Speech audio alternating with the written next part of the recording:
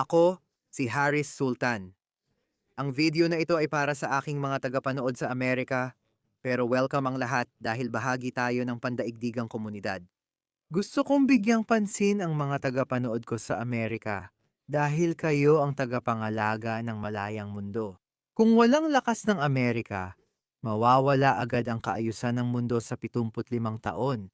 Palagi kong sinuportahan ng Amerika na nakikialam, hindi yung nag-iisa. Alam ko rin na maraming Amerikano, dahil sa malinaw na dahilan, ayaw nang makialam sa ibang bansa. Ayaw na nilang maging pulis ng mundo dahil sa kanilang kamakailang kasaysayan. At nakikita nilang kapantay nilang nakikinabang ang mga Europeo sa kaayusang pinatatatag ng lakas ng Amerika. Bumabalik sila at sinasabi, tutol kami sa pananakop, kami ay mapayapa. Ang Amerika ang pumapasok at lumalaban sa lahat ng mga digmaang ito, habang ang Amerika ay nakikipaglaban sa mga digmaang ito upang mapanatili ang kaayusan ng mundo, na tayong lahat ay nakikinabang. Liechtenstein, Switzerland, Norway, Sweden. Ang mga bansang ito ay nagtamasa ng napakalaking kapayapaan sa nakalipas na 75 taon dahil sa Pax Americana. Kaya ito si Donald Trump. Ngayon ay sinasabi niya, sige, alam mo, hindi ito gumagana para sa atin. Gusto ng Europa na huwag makialam ang Amerika sa ibang mga bansa para maprotektahan ang interes ng Amerika. Kung ayaw niyong pakialaman kayo ng Amerika, bakit dapat silang makialam para sa kaligtasan niyo? Naku, pakiusap Amerika, iligtas mo kami mula sa Amerika. Simple lang, hindi magiging posible ang kaayusan ng mundo na ating napakinabangan kung walang pakikialam ng Amerika. Tagahanga ako ng kaayusan sa mundo. Kaya para sa akin, espesyal ang Amerika. Wala itong kapantay na kapangyarihan. Ngunit ito ay mabait. Sa loob ng 75 taon, kahit kaya nitong sakupin ang anumang bansa, hindi nito ginawa.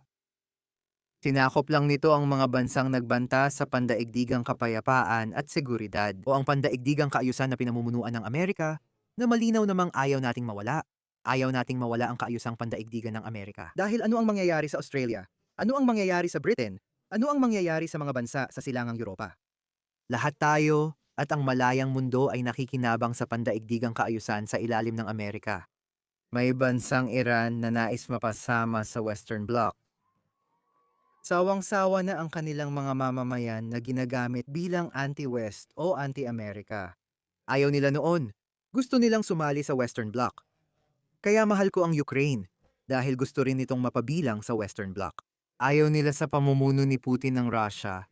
Nais nilang mapabilang sa Western Bloc, pati na rin ang Iran. Ipapatugtog ko ulit sa inyo ang dalawang video. Nananawagan ako sa aking Amerikanong tagapanood na suportahan ang interbensyon ng Amerika at ang desisyon ni Pangulong Trump na bombahin ang rehimeng Islamiko.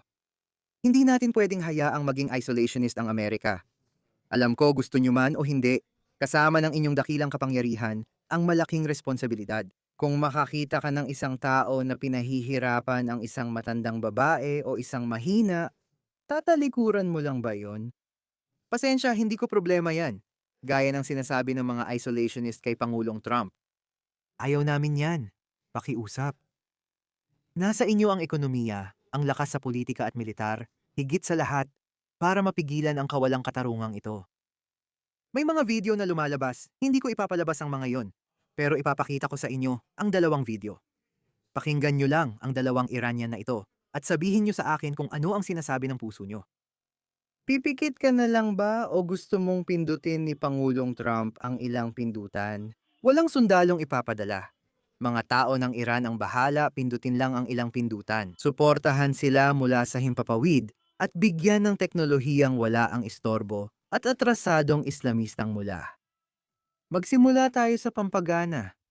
Sa tingin ko, tatamaan kayo ng video na ito. Ako nga naiyak kahit hindi ako emosyonal na tao. Kadalasan, kontrolado ko ang emosyon ko at sinusubukang ihiwalay ito sa realidad. Pero sa huli, tao rin ako. Sabi ng dati kong partner, parang kulang daw ako sa pagiging sensitibo. Pero malinaw na hindi totoo yon. Nagkamali siya. Panoorin mo muna ang video na ito. Kung wala kang naramdaman, may isa pa akong ipapakita. Kakalis lang ng lalaking ito mula Iran bago sinara ang mga biyahe. At dumating siya sa Turkey. Ang video ay mula 2 o 3 araw na ang nakalipas. Pakinggan mo ito. Kakarating ko lang sa Turkey. Sa dami ng pinagdaanan, hindi makapaniwala si Hasan Hal sa sarili niya. Pinapatay ko silang lahat, pati mga bata, pinapatay ko silang lahat.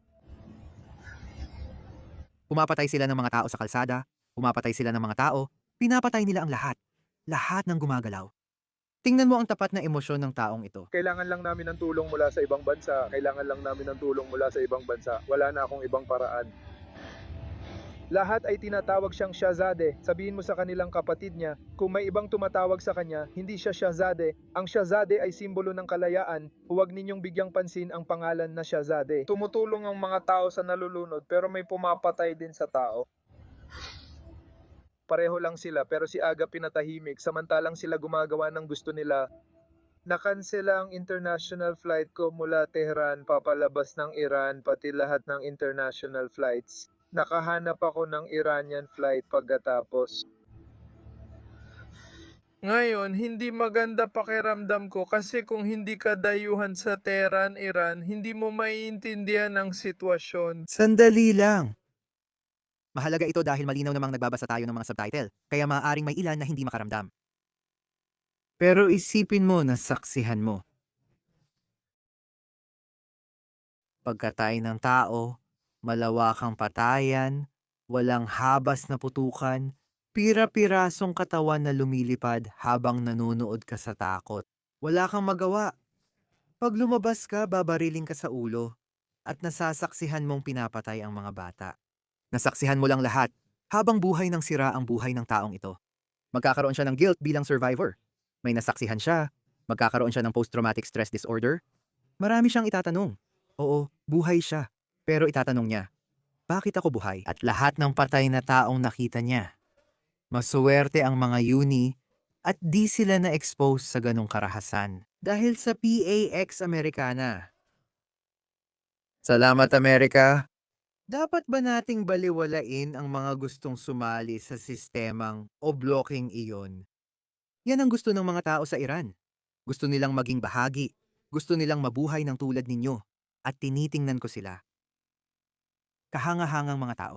Hindi sila radikal, galit sila sa Islam, sila ay lubos na sekular at liberal, at mga kanluraning tao, sila ay sinasakop ng mga halimaw na mula, ng mga barbarong mula. May isa pa akong video para sa inyo na magbibigay ng kaunting ideya kung sino talaga ang mga mula na ito. Sige, pero talagang nakakabagabag ito. Trump may ramp kung sino man siya basta't dayuhan, umaasa ang mga bata sa inyo dahil ito ay nasa labas ng Iran. May bahagi rin ako sa karagatan pero masasabi ko lang nakita ko ang impyerno. Sa Iran nitong 4 na araw nakita ko ang impyerno. May mga grupo tayo, napakaraming grupo ang meron tayo. Ang dami nating grupo. Ato mo Yunes. Kung gusto ng iba ng tulong, paano makakakuha ng tulong si Aman, hindi ba? Magpasalamat ba ako? Hindi ko alam paano tayo matutulungan, parang nahihirapan na akong huminga sa dibdib. Actually, Gustani, parang pinapatay ako sa awa ngayon.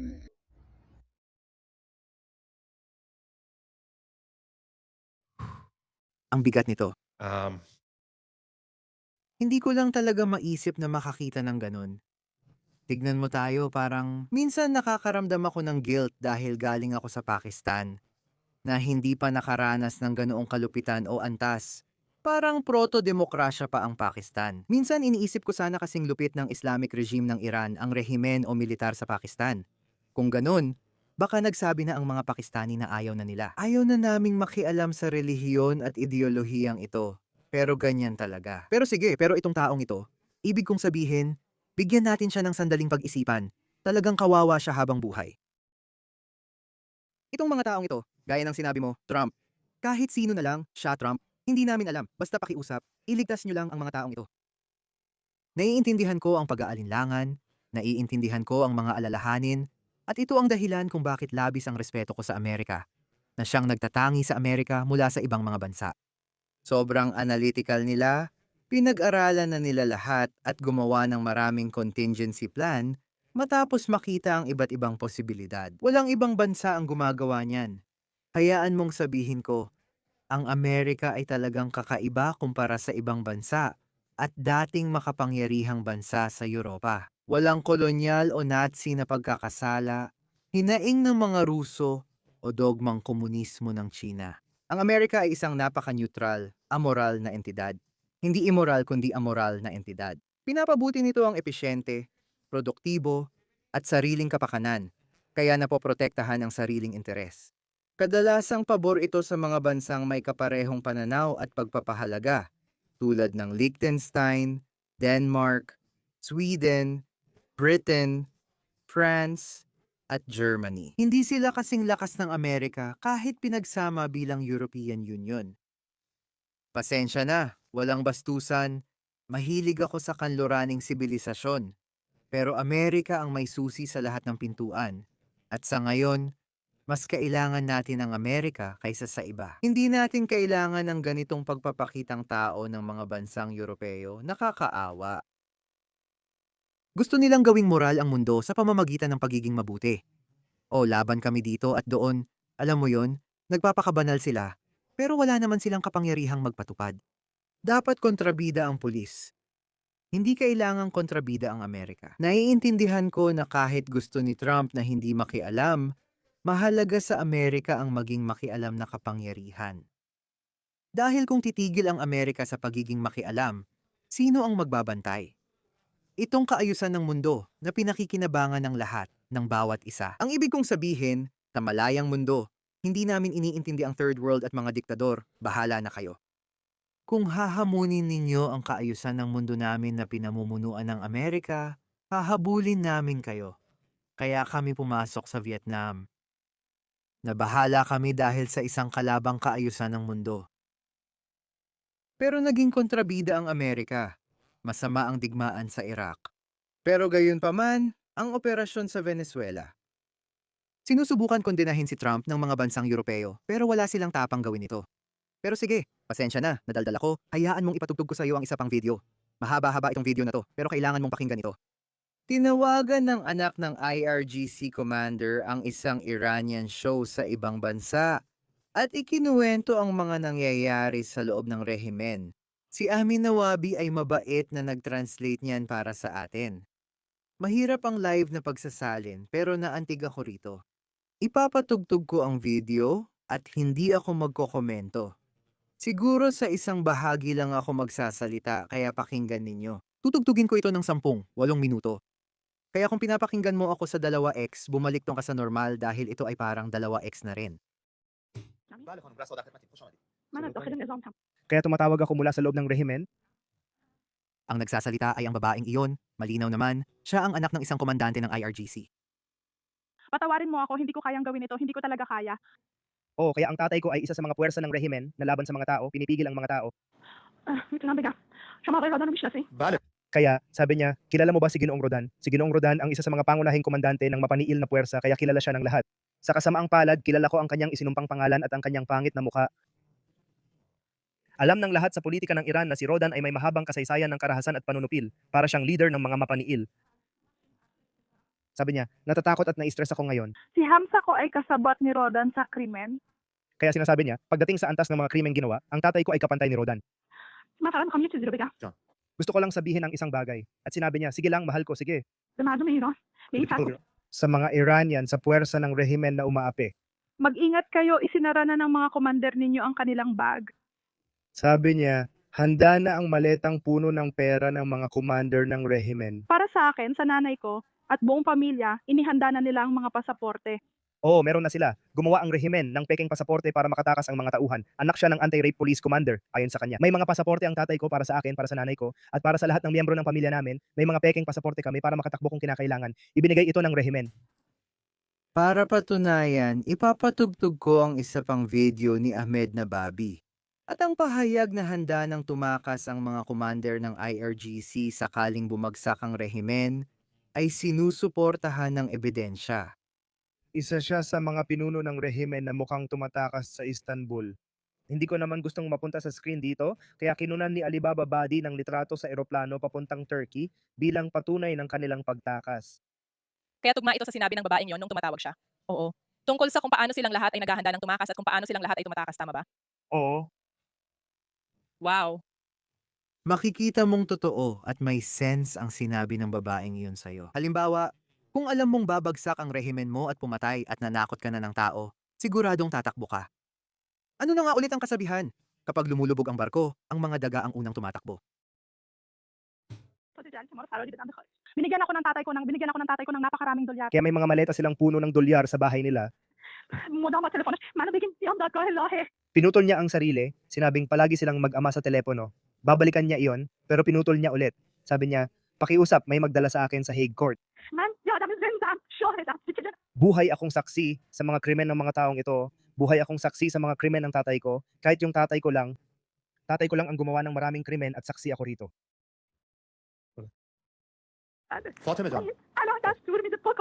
Kaya nakita mo, ngayon bumalik siya sa iniisip niya dati, nagsimula siya ng isang ideya, tapos ngayon bumabalik siya dito, siya yun. Palaging inuutusan ng tatay ko na pumatay at laging nasa telepono. Bigla siyang nagpalit ng paksa at humiling na bigyan siya ng tao at maghanap ng magdadala sa kanya sa korte sa Hague. Ang tatay ko ay sinasabihan ang mga tao na pumatay. Pumatay, ang tatay ay isang komandante at inuutos niya ang pagpatay sa mga Iranian sa kalsada. Saan ako pupunta?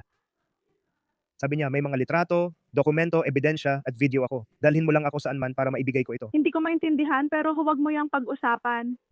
Kaya siya ay kasali kahit na siya ay anak ng isang komandante. Sinasabi niya na kasali siya sa protesta noong mass revolution kaya 3 taon na ang nakalipas mula nang siya ay sumali sa mga protesta. At sinasabi niya na inaresto nila ako at 3 pa, sinasabi niya na inaresto nila ako at 3 sa mga kaibigan ko. Huwag kung ano man ang pinag-uusapan mo. Kaya nahuli siya noong malawakang revolusyon at siya at 3 sa mga kaibigan niya ay inaresto. Kaya sabi niya, pero nakilala nila ako, dumating ang tatay ko at pinalaya nila ako. Tama? Kasi dahil siya ang anak ng isang commander, isa akong commander ng IRGC. Pinalaya nila siya. Sinasabi niya, sa parehong bahay, tulad ng bahay ng tatay niya, binugbog siya ng tatay niya gamit ang isang Batuta, alam ko kung ano ang tinutukoy mo.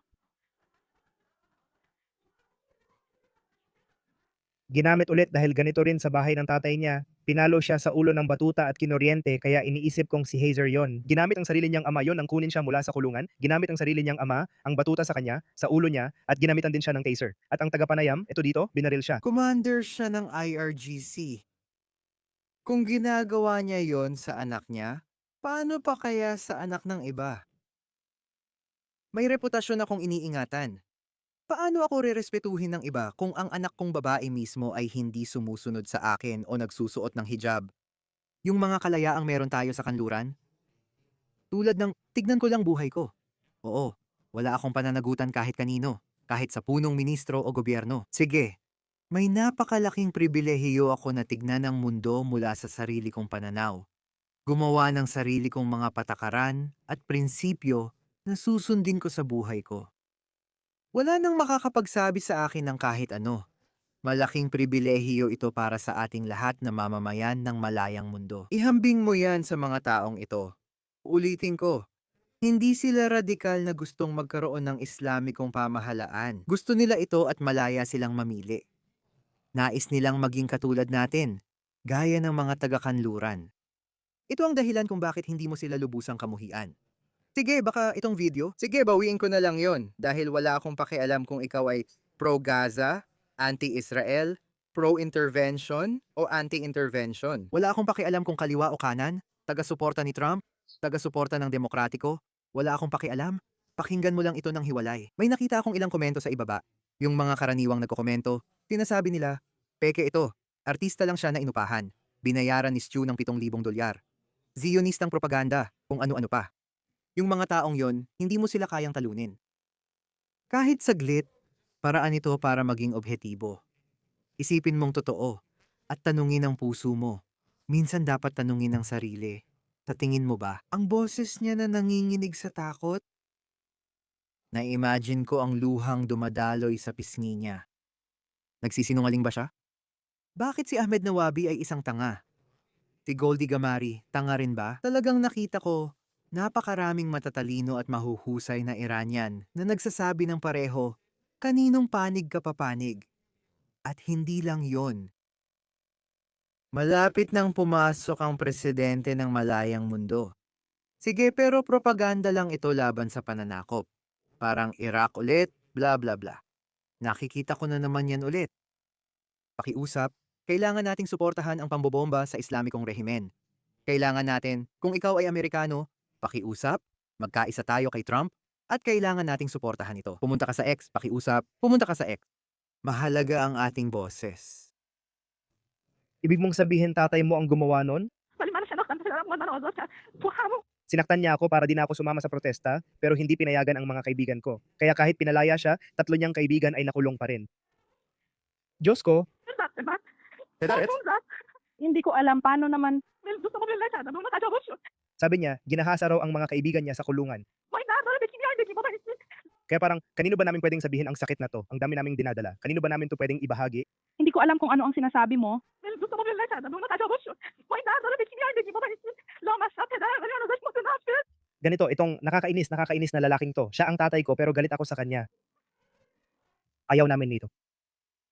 yung huling lalaking pinatugtog ko sa'yo, may survivor's guilt siya. Kahit buhay, lagi niyang naaalala ang mga mukha ng namatay. At palagi niyang itatanong ang tanong na ito, bakit ako ang nakaligtas? Siya ay pangunahing kandidato para sa post-traumatic stress disorder, sana swertehin siya. Pero pati rin itong babae. Nakatakas siya dahil maimpluwensya ang kanyang ama sa rehimen, pero ang 3 niyang kasamang nagprotesta ay ginahasa sa kulungan. Ginagamit nila ang panggagahasa para patahimikin ang tao. Sarili nilang mga kababayan. Oo, ginahasa ng Red Army ang milyon-milyong babaeng Aleman bilang kasangkapan ng pananakop, paghihiganti, kung ano paman. Dito, ginagamit nila yon laban sa kapwa Pilipino. Pero pinaliligtas nila ang sarili nilang anak na babae. Magkakaanak siya ng mahirap na babae. Sana mapanood ang video na ito ng 100, 200,000 tao. Isa lang yan sa mga kwento. Isipin mo na lang ang 1,000,000 tao, lalaki, babae, mga bata na nakakaranas ng ganung trauma. May mga tanga sa kanluran, pasensya na nagsasabing ayaw nilang makialam. Mga duwag at kaawa-awa kayong tao, Mga tao, Hindi ko alam kung ano ang sinasabi mo.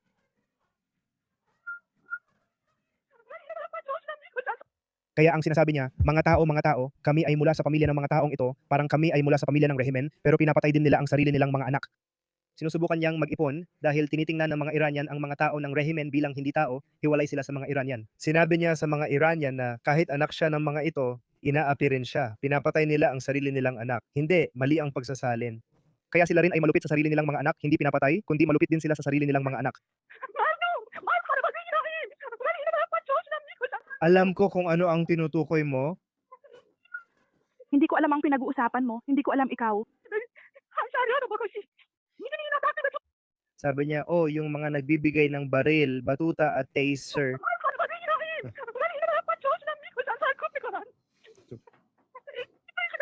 Hindi ko alam ang sinasabi mo. Hindi ko alam kung ano ang pinag-uusapan mo.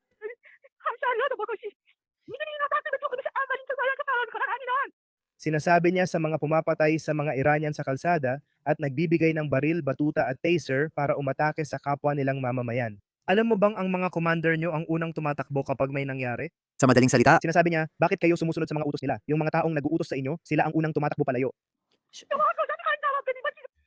kapag nagtagumpay ang revolusyon, ang mga taong traumatized ay hihingi ng hustisya. Sana tunay itong hustisya at hindi paghihiganti. Napakahirap nun. Napakahirap hingin yun sa mga taong ito na traumatized. Kasi, yung mga sundalo sa baba, sila yung mga tanga. Tulad ng sinabi niya, itong mga komander lang ang nagbibigay ng utos. Sila ang unang makakatakas, lilipad sila palabas. Pero itong mga sundalo sa baba na pumipindot ng gatilyo, sila ang haharap sa galit ng publiko. O bawat tagapagpahirap, sa tingin ko, magkakaroon. Ayokong mapasama sa kanila. Kanino ka mananagot? Sabi niya, iiwan ka ng mga commander mo at hindi sila mananagot. Pero ikaw ang pumapatay sa mga Iranian sa kalsada. Kayo ang mananagot sa mga krimen ninyo dahil may paraan ang mga commander ninyo para tumakas.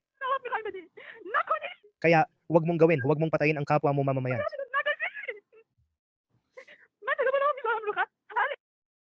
Sige, sinasabi niya, ako ang bahala, kaya itanong mo lang, itanong mo sa akin. Di ko alam sinasabi mo. Para sa kahit anong korte, kahit saan mo ako gustong pumunta, pupunta ako at sasabihin ko sa'yo kung sino ang mga taong ito at ang mga ginawa nila. Sabi niya, naintindihan mo ba ang mga taong niro-rape ang sarili nilang anak sa bahay nila? Tayo ba? Tayo mismo? Anong sakit ang nararanasan natin? Sinasabi niya sa mga Iranian na hindi kayo nag-iisa sa inyong sakit kahit sa sariling bahay. Nararanasan din namin ang sakit mula sa mga taong ito? Mula sa mga taong walang puso. Oo, mula sa mga amang walang puso, mula sa mga amang may pusong bato. Pinilit nilang isuot ang belo sa aming ulo, pinilit nila kaming magdasal, pinilit nila kaming gawin ang dasal sa gabi. Ang dasal sa gabi ay isang espesyal na uri ng dasal sa Islam na ginagawa ng mga sobrang relihiyosong tao. Sorry.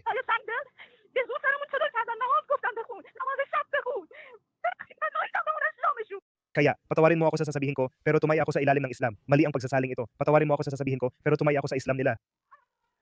Suot ko pa rin ang hijab dahil pinilit ako ng magulang ko.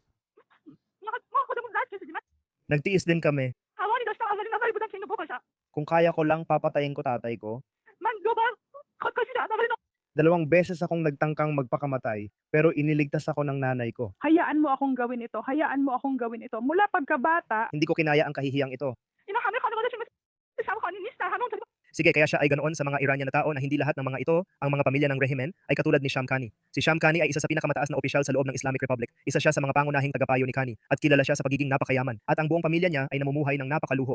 At sinusubukan niyang ipaliwanag sa mga Iranian na tao na sana maintindihan ninyo na hindi kaming lahat ay kabilang sa mga pamilya ng mga opisyal ng rehimen. Wala kaming ganoong buhay, tulad ninyo, nagdurusa rin kami.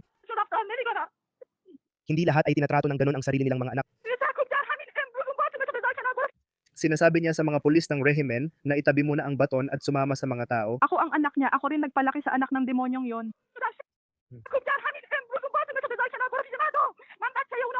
Isa ako sa mga anak nila. Sinasabi niya na nakakahiya ako, na lumaki ako na kumakain ng pagkain, na ninakaw mula sa mga tao, parang hindi makatarungang yaman, na kinuha nila mula sa mga Iranian. Lumaki siya na kumakain ng pagkain na yon. Kaya sinasabi niya na nakakahiya. Ako anak niya, ang nagpalaki sa anak ng demonyong yon. Kaya sinasabi niya, hindi ka nagkasala, hindi ka nagkasala anak, hindi ka nagkasala anak. Ikaw mismo bilang biktima ay isang biktima. Isang saludo sa iyong tapang. Hindi ako matapang. Kung matapang ako, may nagawa sana ako pero wala. Bata pa ako, kulang sa edad.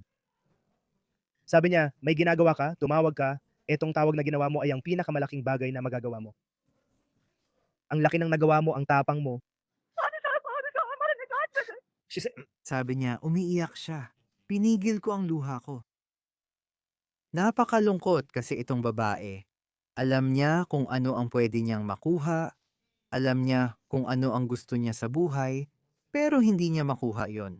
May babaeng Muslim na naniniwala sa mga kwento ng engkanto, nakasuot ng hijab o burka, at iniisip na tama ang kanyang ginagawa at gagantimpalaan siya sa langit. Kaya may sarili siyang ilusyon. Okay, napagkamalan niya ang kanyang mga tanikala bilang alahas. Okay, wala akong balak baguhin ang isip niya. Sige, kung masaya ka dyan, wala akong balak baguhin ang isip mo. Pero itong babae, hindi siya naniniwala at binabastos niya ang Islam. Pinipilit siyang magsuot ng hijab ng tatay, nanay at lipunan nila. Na by the way, mga tanga tulad ni Busha Sheikh sa kanluran, na siya mismo ay tumigil na magsuot ng hijab para makalabas siya sa British television at mamuhay ng marangya. Pero sinusuportahan pa rin niya ang Islamic regime na ito. Kaya hindi mo talaga sila kayang kamuhian ng sapat. Okay? Hindi mo talaga sila kayang kamuhian ng sapat. Tingnan mo ito. Pasensya na sa pananalita ko. Desperado ang Western media na ipilit ang isang kwento tungkol sa Iran. 3 oras akong naglipat ng channel, pero halos pare-pareho lang sila. Parehong kwento, pananalita, at konklusyon, iba lang ang logo. Totoo naman kasi, tanga ka. At kung may paninindigan ka, ewan ko kung naiintindihan niya ito. Kung may ideolohiya kang pinaniniwalaan, pareho lang din ang magiging konklusyon mo.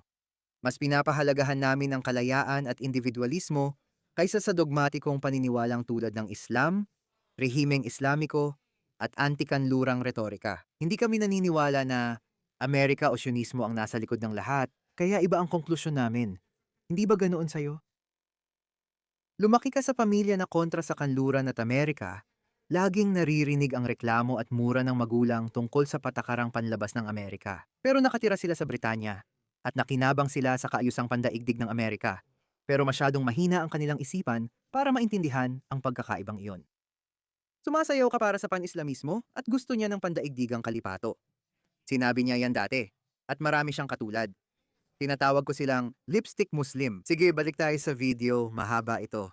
Nakuha mo na ba ang pakiramdam mo sa babae? At muli, Amerika, mga mahal kong Amerikano, ang buong mundo ay walang ngipin, walang silbi, walang halaga. Tayo ay mga benepisyaryo ng Pax Americana at kailangan natin ng malakas na Amerika. Kaya ako nagtatrabaho para sa Amerika. Kaya palagi kong hinahalikan ang puwet ng agila. Kailangan natin ng Amerika. Kung wala ang Amerika, magiging napakadilim ng mundo. O hari ng mga hari, pakiusap, iligtas mo kami. Kaya tinutukoy niya si Prinsipe Russell at mga kaibigan, pakinggan niyo ang paghingi niya ng tulong sa kanyang boses kapag sinabi niyang, O hari ng mga hari, pakiusap, iligtas mo kami. Ama Diyos, Ama, Diyos, may pagpapahalaga ako dito. o Padishahan, o hari ng mga hari, iligtas kami. Tinatawag niya si Prinsipe Rush para iligtas sila muli. Pakinggan mo siya, pakinggan mo ang mga salitang ito. O hari ng mga hari, halika't iligtas kami. Ako ay anak na lalaki. Ako ay anak na lalaki. Ako ang kanyang anak na lalaki. Kung naririnig mo, Ako.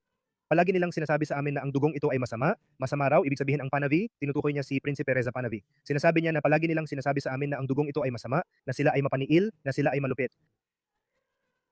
Nang iminulat ko ang mata ko, nakita kong iba pala ang totoo. Doon mo, nasaan ko.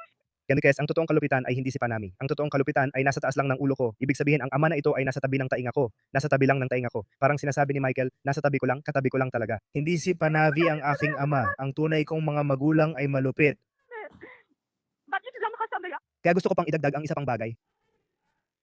Okay, mali talaga ang pagsasalin na ito. Sinasabi nitong maraming pagtalikod, ibig sabihin maraming tao ang umaalis sa rehimen at ang mga puwersa ng rehimen ay tumatalikod sa rehimen.